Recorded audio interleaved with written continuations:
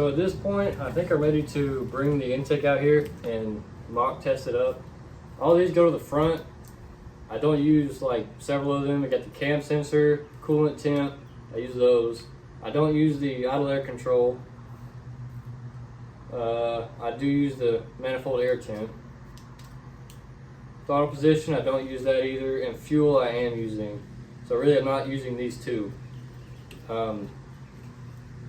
So kind of simplifies it, and I have the injector harness kind of spread out right here. And really that's the only thing that kind of encompasses this area. Everything over here, there's really no wiring. It's kind of all coming from the passenger side over there. So I might have to run it on the outside of the oil temp, or the oil pressure gauge, I don't know, or sending unit, not gauge. Anyway, we'll see. I'm gonna bring it out here real quick and we'll find out.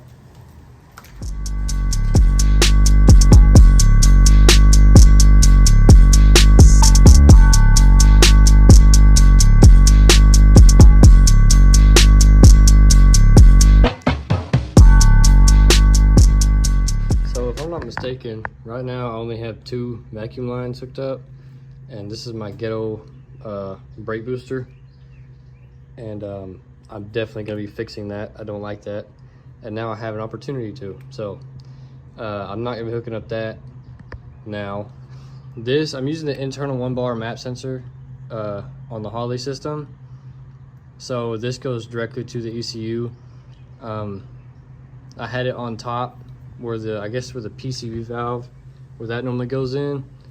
I cut that out and had this run up on there. So I'm going to have this one. I'll have this running over there somehow. And also one thing I can do is, right there, that's a boost reference for the fuel regulator. So I'm gonna have one of those ran. Of course, in the meantime, it's gonna have plugs in them. But anyway, at this point, it's ready, really to come out here, mock it up. Really, the main reason I'm doing this today is for one, to see what I need so I can buy it, and two, I want to get the intake made. I do that, then I can get the hood back on. The stock truck intake would still fit, or the hood would still fit. It was still closed just fine, but you couldn't put an intake on it. You would have to run just open throttle body, and I don't want to do that. I have an intake set up, but I need to trim the 90, and I didn't want to do that without having the actual intake that I'm going to be using. So it's going to come down here, and I honestly think the ABS stuff is going to be in the way, which kind of sucks. So we'll see. Also, I think we're going to have I have an 8AN line coming out of the regulator, I believe. It might be 6AN, but I think it looks like an 8AN fitting. So I'm gonna have to reduce that down. So I need to get whatever I need for that to go into the rail. But anyway, I'm gonna try to clean up some of this wiring. I didn't have much room. I think I'm gonna have more room now. So I'm gonna try to clean all that up and get this intake on.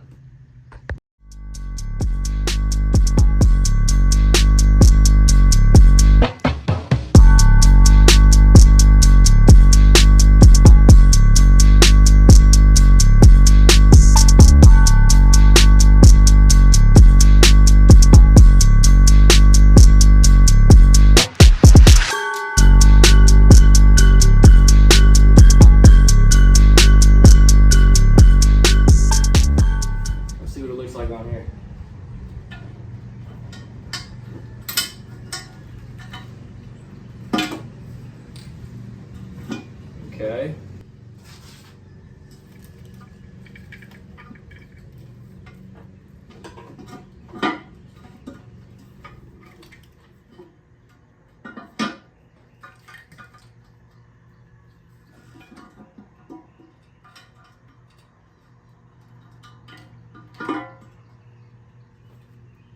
Wow. So the main thing I was worried about once I took the old intake off was the oil pressure sending unit, and it clears it. Not enough to get your finger in between it, but it's fine. Definitely clears it.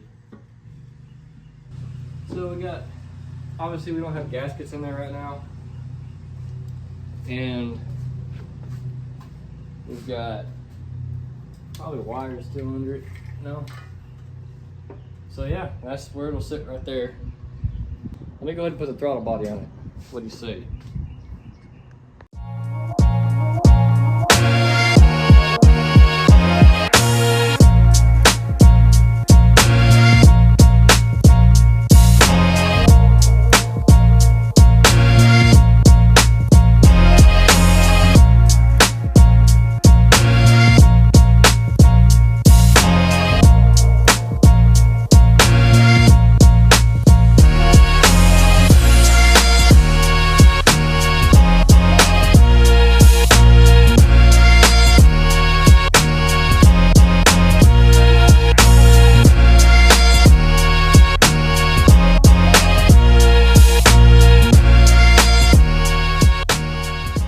Alright, this is what we got so far. It works. I got good clearance here. It's kind of close right here, but it's held very tight there, and it's got a lot of structure up to this bend. I got the pipe all the way up to there, so it shouldn't sag very much over time, I wouldn't think. And I guess really the real test is if the hood will go on now. We'll see. All right, everybody, we're back. It's a couple days later, and I have, I believe, everything I need to finish the intake project. So what I was missing was, obviously, I wanted some better hose for my brake booster. So we have that here. And also, 1/2-inch barb fittings to connect the two. I got some new injector O-rings, just because I think those were fine. They're pretty new, but I went ahead and got some new ones just in case. I got a new IAT sensor because for the stock truck intake, what I ended up doing was grinding off those little nubs on there. Little raised areas to slide it in because I drilled a hole for it. So I went ahead and got a new one. I probably could have used the old one, but I also used gasket maker to kind of seal it off. So I don't know if I could have ever got it out in one piece. Anyway, got that. Got some grommets for when I drill a hole in the intake. And then some other things. Got some lug nuts for the new wheels and a new fuel gauge because I don't have a fuel gauge, and I had to guess constantly. Also, I got a few plugs that I needed. So it turns out I actually had every fitting. I had a random box full of AN fittings, and I had everything I needed to finish the fuel system on this. I only waited because I wanted to get the O-rings. But anyway, without further ado, let's get back into it. All right, I've got a problem. The alternator hits the 90. You can see that right there is where that's supposed to be, and we're hitting that. So that kind of sucks. I think I got a plan though, pretty sure. So we'll see how that goes. I had the AAN line coming up and around. So the problem with that obviously was that this rail, I couldn't go from right there and feed the whole rail. So what I'm going to do is I plan on taking the crossover and moving it to the back. Okay, putting a plug on this end.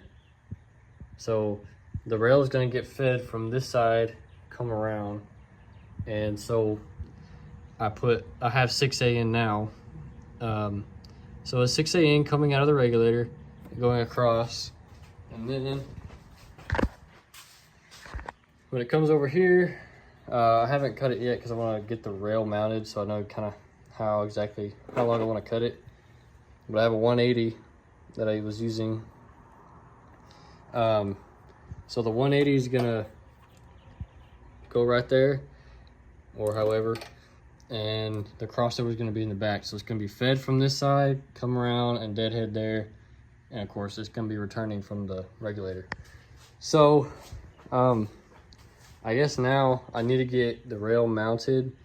I need to switch out the lines on the rail, get it mounted with the injectors in there, and then I can run the feed line.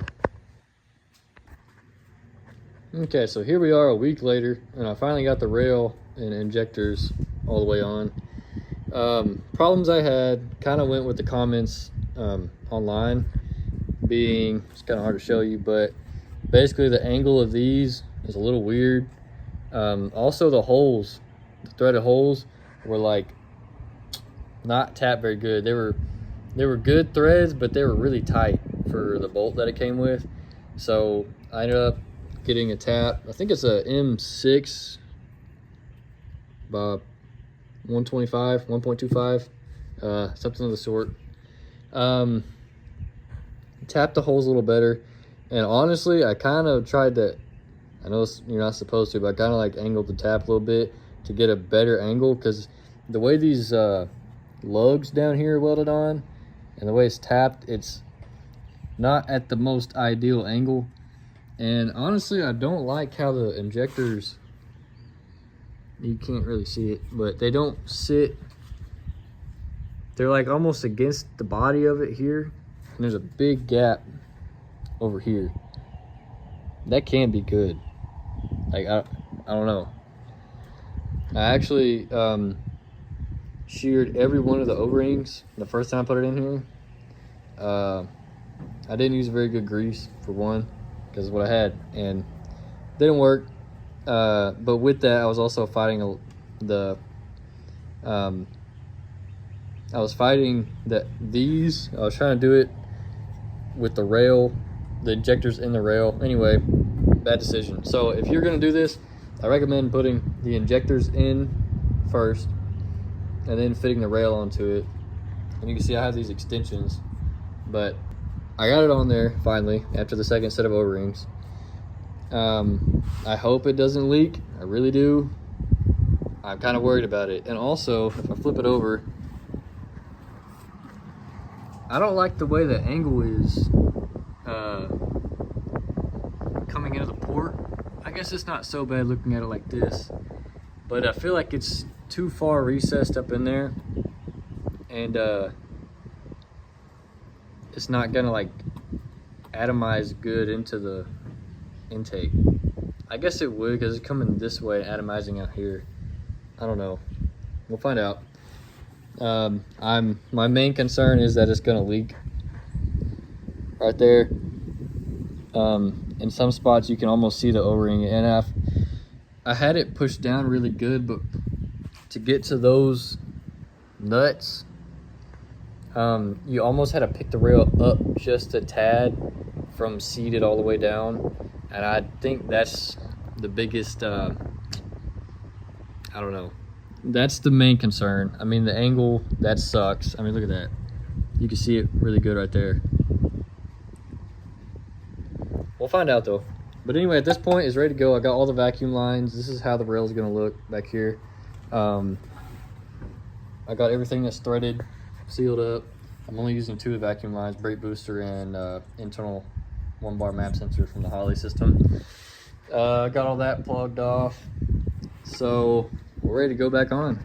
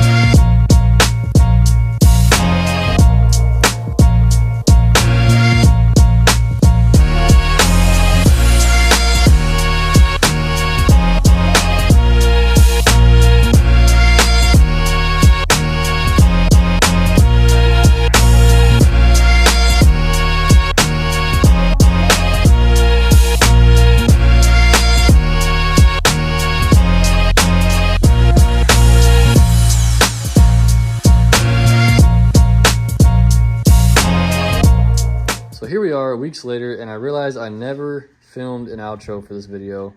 I've been slacking, honestly, I know it, but that's what we got. Honestly, it worked out really good. And I never showed y'all the finished product on the fuel system either, so you know it feeds from right there in the back, 6AN up and around, and then you can see it come here into a 180, feeds the rail, which crosses over back there and comes in here and deadheads right here. So that's what we got there. And honestly, plug and play besides that. I've got the IAT sensor in right there, and this did kind of interfere, but you can see it's plenty low profile enough, and the hood does close, as you can see. I pressured up the fuel system. It does not leak. I have not started it yet because I am dealing with some other issues with the car. Not really issues, just more experience. And now I realize I could do things a lot better if I take a step back. So I'm rewiring a lot of things. In the current state, it won't start. But man, that's what we got. You can see kind of my some of my mess there. Also, new wheels and tires. Fronts are over there, they're flat. So things are happening, things are taking shape slowly but surely. Anyway, yeah, if you have any questions about anything about how I did that or why I did what, let me know and I will gladly get back with you. Thanks for watching, and I will see you next time.